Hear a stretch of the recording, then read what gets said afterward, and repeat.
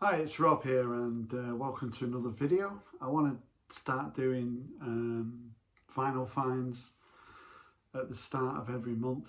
So I'm going to show 10 records that I picked up in January. So the first one I want to show is a record that I picked up from Amazon. So I'm always checking Amazon for what I consider to be good deals. And I saw this a couple of weeks ago for, I think it was £22. It's Monster by R.E.M. from '94, ninth album by R.E.M. So I always fancied this when it was reissued a couple of years ago, but it was a little bit out of my price range. And the thing I liked about this edition is that it's got a remix album with it. So it comes on a gatefold, and I'll let you have a look at the inners. So there's the lyrics, pretty small writing, and I really do like the remix version. I remember when this album came out after Automatic for the People, a few people were a little bit put off, but I really liked it. From the lead-off single, What's the Frequency, Kenneth, Strange Currencies I always liked, and Bang and Blame, Tongue, and Crush with Eyeliner. 5 singles on this album. And like I say, the remixes are really good, so pretty pleased to have this finally in the collection. Another album that I picked up, obviously going into the new year, there was a few sales on, and there was quite a good sale at HMV, and I picked up the third album by Elbow, Leaders of the Free World, from 2005. So this is on a gatefold with the lyrics, and there's the inner. So this is certainly one of my favourite albums by Elbow.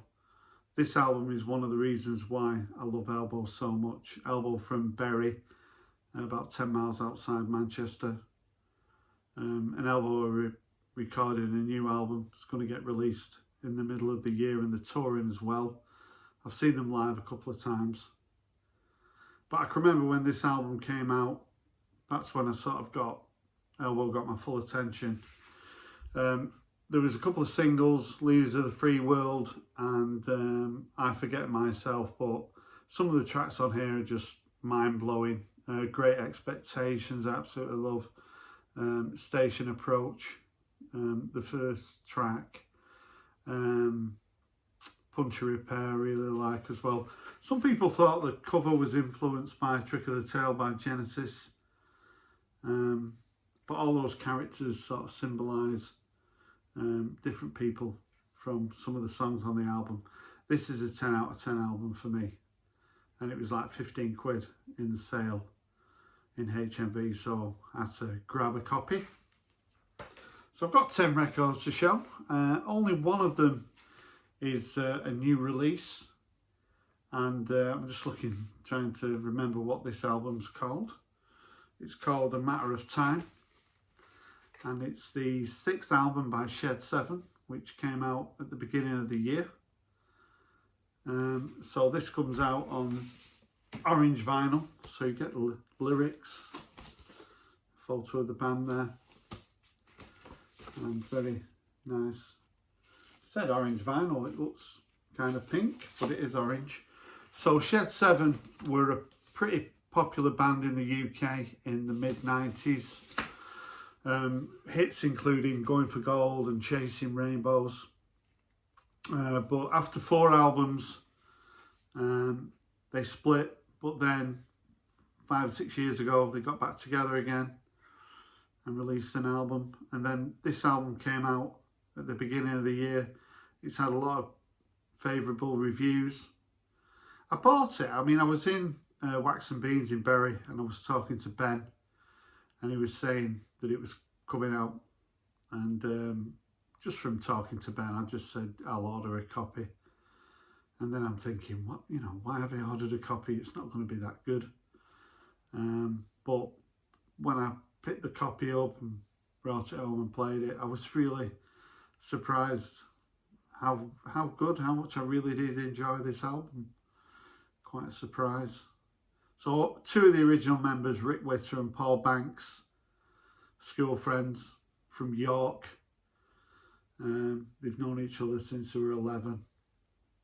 And those two guys are still Shed 7.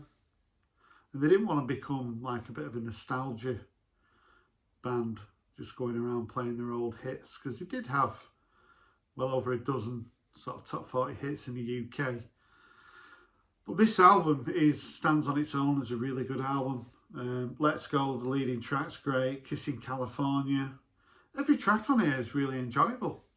I think it was recorded over a couple of weeks in Spain. I listened to an interview with Rick, and he was just saying the songs just flowed. And you can tell there's some guest vocalists on here, Pete Doherty, and Rowetta from the Happy Mondays. But I recommend this album. Also reached #1 in the UK. So obviously the record label got behind it and pushed it in that first week. And they had the first #1 album. So yeah, a matter of time. Really good album. New album by Shed 7. This album's certainly not a new album. I think this came out in 1979. It's the Bugles and The Age of Plastic. So my sister had this when it came out. So I used to hear it. And I used to go into her room and, when she was out and take it and play it, because I really do like this album. But it's one of those that's not easy to find these days. Really nice copy of it. I mean, everybody knows Video killed the radio star. But there's certainly more to this album. It's on Ireland than that #1 single. Clean Clean, I always enjoyed. Plastic Age, I liked. Elstree. I think every track on here. Kid Dynamo, I Love You, Miss Robot. What else is on here? Astro Boy, Johnny on the Monorail. Yeah, I know they went off to do stuff with Yes. I think they released another album after this. But I'm pleased to have this in the collection. I streamed this a lot at work last year. I just streamed it so much. I just thought, when I see a copy, I'm going to grab it. But like I say, it's not one of those that you see around very often. So picked it up from Record Fair. I'm pleased to have it in the collection. Another record that I picked up from a Record Fair. I can't remember really seeing this one before. So it's a Madness compilation called Utter Madness. And this features sort of Madness tracks from about 82. So it's got Our House on it, and Driving in My Car, Michael Caine, Wings of a Dove, Yesterday's Men, Tomorrow's Another Day, Sunshine and Rain, One Better Day. I really do like most of Madness's singles. There's certainly more to Madness than those early singles. One Step Beyond and Baggy Trousers. So, you know, Madness can fall into that category of being a bit of a singles band. And although I do have quite a few Madness albums, I must admit I rarely play them. But this one's one that I'm sure will spend a bit of time on my turntable. Utter Madness by Madness. Now, this is an album that has been out since 1981, and I can honestly say I never heard it until probably about a year ago, and for some reason I just streamed it and really enjoyed it. It's In The Garden by the Rhythmics. So I just found myself really enjoying this album. I kept thinking, when I see a nice copy of it, I'll pick it up. So this is from 81 as well. And there's quite a lot of... so this was recorded in Germany, in Cologne, by, I think the guy's called Conny Plank. And he was a sound engineer and producer for a lot of sort of German artists like Can and Kraftwerk. He also worked with Ultravox, but you know, there's even a couple of members of Can playing on this album. Is it Jackie Lieberzik, the drummer? But Clem Burke also plays drums on this album.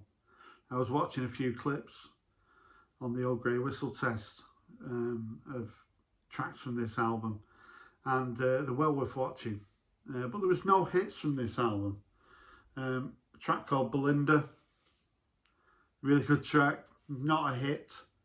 I think Take Me To Your Heart was another one that wasn't a hit, or Never Gonna Cry Again. But the opening track on here, English Summer, is very Cure-like. I just think this is probably my favourite album by the Eurythmics. I know they're sort of a band that don't get spoken about that often very favourably, but you know, this is certainly worth giving a listen to. Might surprise you a bit. The Rhythmics and In The Garden from 1981. This was another purchase from Amazon for $12.99. It's the debut album by Always. So Always, the Canadian. So there's 4 girls and a guy in the band. And they're a band that I really do like. This came out in 2014. Very sort of reminiscent of those late 80s British bands like the Primitives, etc. Really enjoyable sort of dream pop, jangle pop, indie pop. They've released 3 albums. I've got 2 of them. Like I say, this was a really good price on Amazon. It was only $12.99, so for that price, I certainly couldn't leave it behind. So I'm a bit of a fan of the Canadian band Always. That's how you spell it.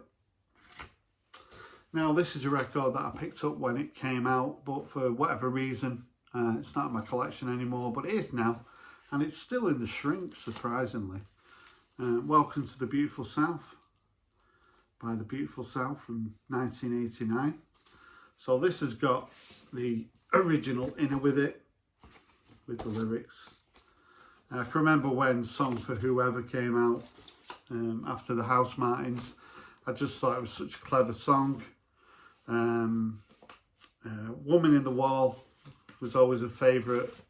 Went to see Beautiful South many times live. Really great live band. This album cover got a little bit of criticism. They ended up withdrawing it and coming up with another one. You Keep It All In was also a pretty big hit single for them. I'll Sail This Ship Alone as well. This is a really good debut album by The Beautiful South. Pretty pleased to have it in the collection, and it only cost me $10, so I thought it was a pretty good deal.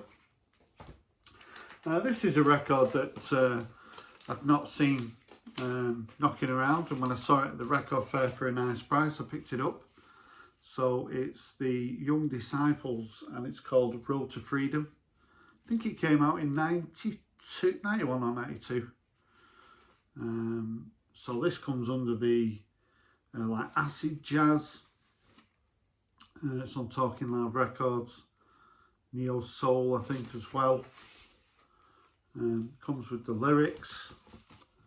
So Carleen Anderson was one of the members of the Young Disciples. Sort of the Young Disciples and the Brand New Heavies in the early 90s was sort of at the forefront.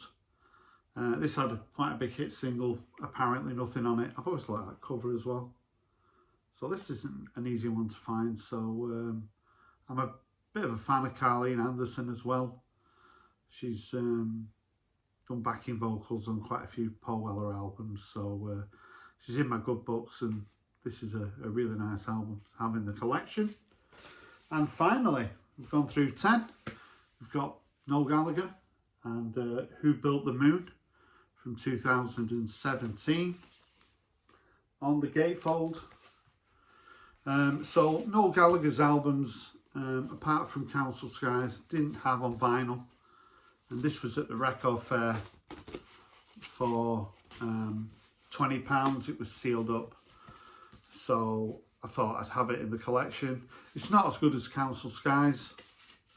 I think, you know, I said before, Council Skies, it's a great album. I was reading this was the 10th consecutive #1 album for Noel Gallagher, including his Oasis albums, and up to this point, his solo albums. Holy Mountain, Keep On Reaching, It's a Beautiful World, If Love Is the Law. It's a good album, really enjoyable. Pleased to have it in the collection. That's the 10th record that I picked up in January. So 10 records that I picked up in January. As I say, this is the sort of thing I'm hoping to do every month. I know a lot of people sort of do a similar thing.